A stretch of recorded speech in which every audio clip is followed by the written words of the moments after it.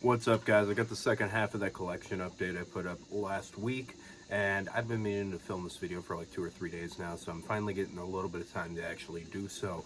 Pretty hyped to have it because this is a great stack. It's the last of this long line that's sitting right here, and these are all, seriously, these are all killer records. We're going to start off with, well, first off, we're listening to an album by a band called Forest from Russia. They're one of the Blazebirth Hall bands. I don't know how to say the name by any means, but we're going to start off with a literal 10 out of 10 album. This is Rough Justice by Titan. This is a late to the game new wave of British heavy metal full length. 1985, so I think that doesn't make the cutoff in a lot of people's minds as far as new wave of British heavy metal albums go. But nonetheless, it's an amazing, amazing record because I'll still consider it new wave British heavy metal for my own mental categorization.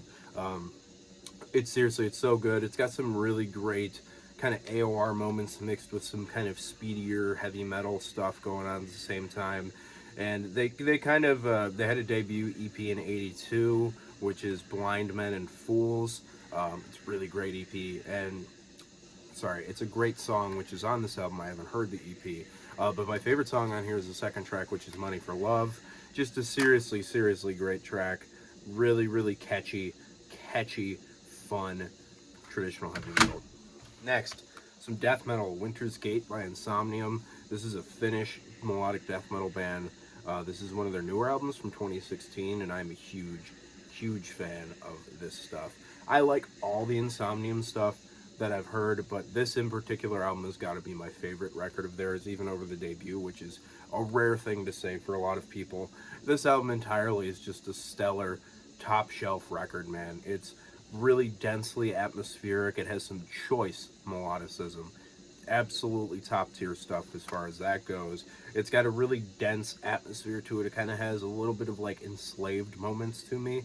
It's got a decent amount of like black metal influence, but it's really starkly in the melodic death metal camp, but it definitely maintains kind of like a mystical melodic black metal atmosphere to it at the same time. And obviously a lot of that can be pretty interchangeable when you look at bands like Dissection and, you know, those kind of bands. There's some very death metal moments in a lot of those bands, and they really toe the line. And I think this band kind of toes the line, but leaning a lot more towards the death metal side of things. And I couldn't really call this band a black metal band by any means.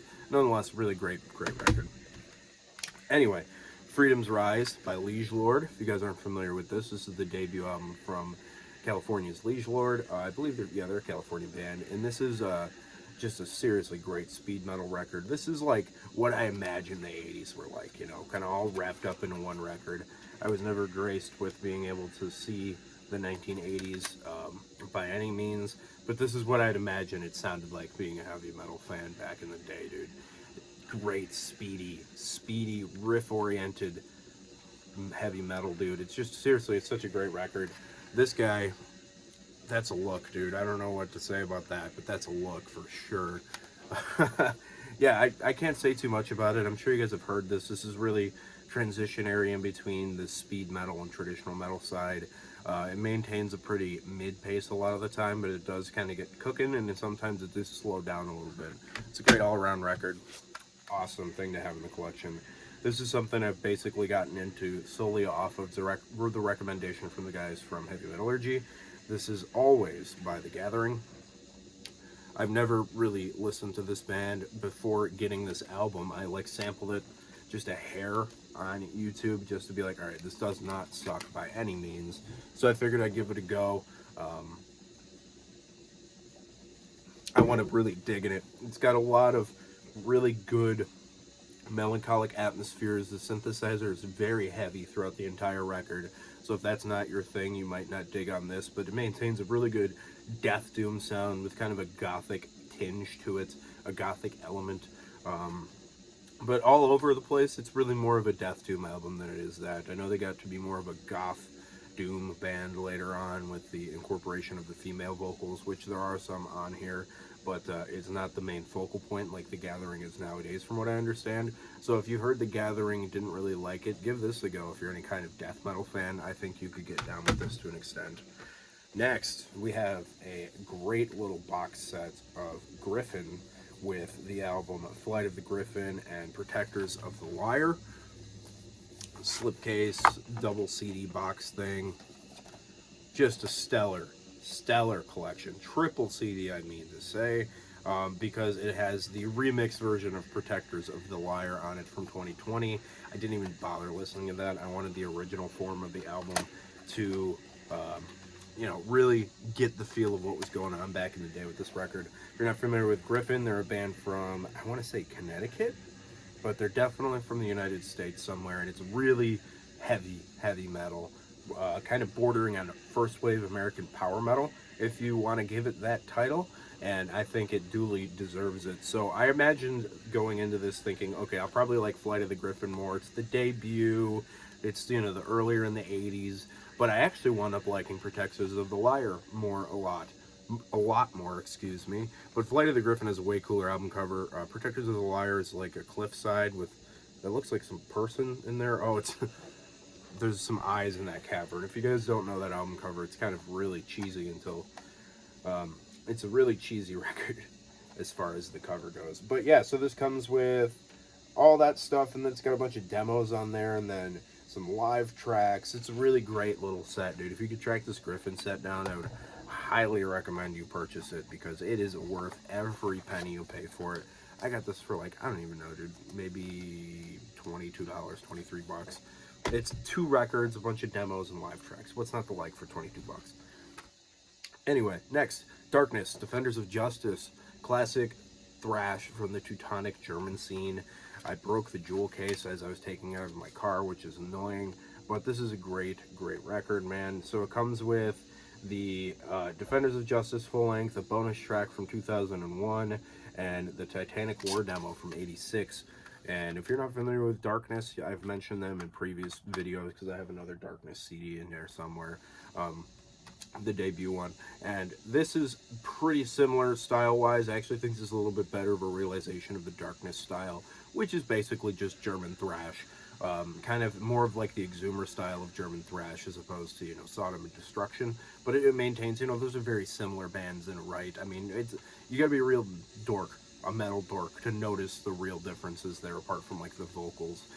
It's a little bit more like the Exhumer style though. Darkness is a really good band. Next, another really great band. This is Scratch and Scream by Trauma. If you guys don't know Trauma, this is Cliff Burton's band from pre-Metallica. He did not play on this album. This is 1984. He was already long gone out of the band for a couple of years then.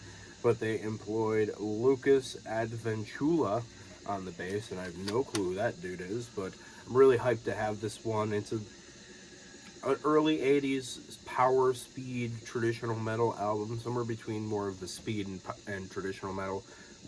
Very classic 80s sound. It's similar in style to the Liege Lord album. I think this one might be a little heavier, and that one's a little more angry. This is a little heavier. That's kind of the really only comparison I can make for it between those two albums. But nonetheless, this is a great record, dude. I would highly recommend picking up this Trauma album if you've never heard it before. Next is a demo compilation from Black Flag. This is Everything Went Black. I got this from one of my buddies, and I like it a decent amount. I'm not a big punk guy, you guys know that, but you know, I enjoyed listening to stuff like Gimme Gimme and I Don't Care and No Values, in like the original stage with the vocalist from before, what's his name, I forgot. It doesn't matter. Henry Rollins, there we go. So the first earlier stuff has like a real snot-nosed style to it, you know. And then they kind of evolved with the style to be a little bit more angry as time goes on. I mean, this is 79 to 81, so this is punk's heyday, dude. This is definitely when punk was transitioning from the lighter side of, you know, the Ramones and the Sex Pistols into the hardcore scene. And you could really hear the progression coming along and where that all came from with these bands. So that's pretty sick. Really decent amount of demos. I don't know how often I'll play it, but I have it, so it's not going to go anywhere. Next, Karma by Camelot. Another band I've been wanting to get into and just never got around to actually caring enough to. This is one of their kind of mid-era albums from 2001. It's a really great record, dude. This is like super melodic power metal from the United States, specifically from Florida, and the vocalist, I believe, is from Norway, if I'm getting all of my chronology correct for this band, because they've had a couple of different vocalists over the years. And I heard they got really good when they got the second vocalist, so I went for this one first off that, and I picked it up in the wild, so how do you argue with it? Yeah, it kind of has that melodic Euro-ish power metal with some gothic elements to it. It's kind of creepy like that. It's got some keyboards that are really well put together, but it's not corny keyboards in like the sense of, you know, dragons and, you know, wizards and stuff like that. It's cornball keyboards in like a gothic sense. So if like a melodic power metal, somewhat European power metal style with some gothic style keyboard sounds of interest to you, check out Camelot. I picked this up out of a used bin. This is The Last Rager by Municipal Waste. I just grabbed this at one of my local stores. There was something melted under the jewel case that was on here. Not sure what it was, but nonetheless, it's a fine EP. I mean, it's Municipal Waste doing everything that they've ever done ever. So it's not the most amazing thing in the world, but it's nonetheless, it's very entertaining. And it's like 12 minutes long. So if you can't stomach Municipal Waste for 12 minutes, you're probably not much of a crossover guy. Next, Weing Heights with To Travel Forevermore. This is a blind buy at one of my local shops. It was cheap. I think it was like $5, $7, something like that. I looked it up, and it's a band from Denmark. They're a power metal band, and it is everything you expect it to be from me saying that it is a Danish power metal band. It sounds spitting image like European power metal. Super dweeby, super dorky. Maybe kind of a little bit more of the Lost Horizon vein as opposed to the Rhapsody vein. So if that sounds more interesting to you, I would definitely check this out. Yeah, I don't know where this lies in their catalog. I think it might be their second record. I don't have too much to say about it. And the last couple here this one's pretty obvious. I somehow haven't had a copy of this on CD. I passed it up last time I was at the store thinking, oh, I already have that. And I looked on my Discogs, and I don't. I have a tape of it, but not the CD. So I have Killers by Iron Maiden here. This is one of the most classic metal albums of all time. There's really nothing I should say about this that hasn't already been said 500 times, other than this is a pretty early CD copy from what I understand. But some of these songs on here are just like metal anthems. I mean, Wrathchild and Prodigal Son, Drifter, Purgatory. Just absolutely great stuff, dude, here. Absolutely top shelf. Next, a CD from one of my buddy's bands. This is Children of the Vault by Resuscitates. This is a full length that's like an hour and 40 minutes long that my buddy put out a couple of years ago. It is 1, 2, and 3. This might be a compilation. I don't really know. I don't think they're in the Metal Archives. So either way, it's a lot of music, and it's kind of classified as metalcore, but I don't think it really sounds all that metalcore-y. It sounds more like the modern interpretation of kind of tacky death metal, and there's a lot of slammy, brutal death metal influence and brutal tech death elements to it. So I would put it more in line with that as opposed to like a metalcore, even though that's what Evan classifies it at.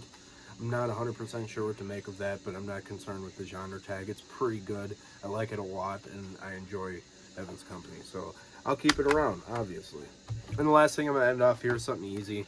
I just haven't had this one. It's Dr. Feelgood by Motley Crue. I don't know. I'm just collecting all the early Crue stuff. It's a classic. Everybody likes this record. At least I hope you do. It's got, you know, the classic tracks like Dr. Feelgood and Kickstart My Heart and stuff like that, and Same Old Situation. It's great stuff. I really like the song Same Old Situation. It sounds like it's more of a Poison song than a Motley Crue song, but nonetheless, whatever. So I'm going to call it at that, guys. Like I said, I've been wanting to keep my videos a little bit shorter as opposed to being 35 minutes of me yammering about nothing. So that's going to be the stack for this one. I got 2 more CD updates here. I have a tape update, and I have a couple vinyl updates waiting, and I have the doom metal portion of my CDs to start, which is going to be the next thing on the roster after this one. So I'll see you guys later. Keep it greasy.